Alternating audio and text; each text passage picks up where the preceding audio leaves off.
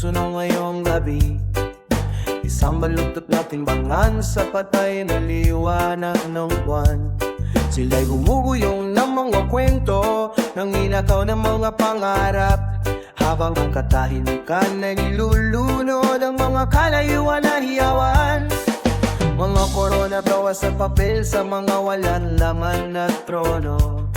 Ipinagpapalit natin ang ating mga kaluluwa para sa sirang mga utang. Ang mga nagsangan ay binatayan ng mga mabaluktot na kasinungaling ang may gintong balat. Ngunit ang muto may kumakagat sa likod ng kanilang mga mata. Oh, hindi mo ba nakikita ang mga bitak sa ibaba, kung saan ang mga anino ay sumasayaw at ang mga tinik ay patuloy na lumayago sa ganitong kagubatan ng mahika. Baluktot at mabangis, ang mga puno ay dudugo ng ginto, ang mga ilog ay malabo ang daloy.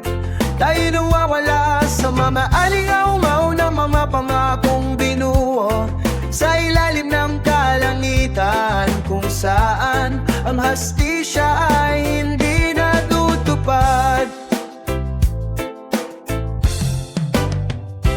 Ang mga kuwago ay tumitigit sa kanilang hiyawan sa ating gabi, habang ang mga lobo ay naglalakad ng magara, nagkasuot ng Amerikana at kurbata. Ang kanilang mga kuko ay nagsasayaw ng tap dance sa mamasahig na marmol, habang ang mga pulubi ay nananahimik sa mga pinagbintangan na pintuan. Ang mga alitap-tap ay kumikislap, mahina at mahina ang tibok. Ang kanilang liwanag ay kinakain ng tabing na gawa sa baagay. Ang buwan ay umiyak ng pilak, malamig at maliwalag. Ngunit ang liwanag ng umaga ay hindi matutulungan na pumati sa ganitong gabi. Oh, hindi mo ba naririnig ang walang laman na tunog ng kampana? Isang pusong gawa sa makina ay nabubuhay pa kahit lampas na sa oras nito, sa ganitong kagubatan ng wahika.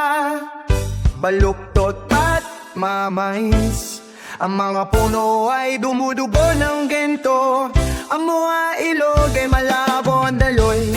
Tayo nawawala sa mga aligaw-ngaw na pangakong binuo sa ilalim na kalangitan, kung saan ang hastisya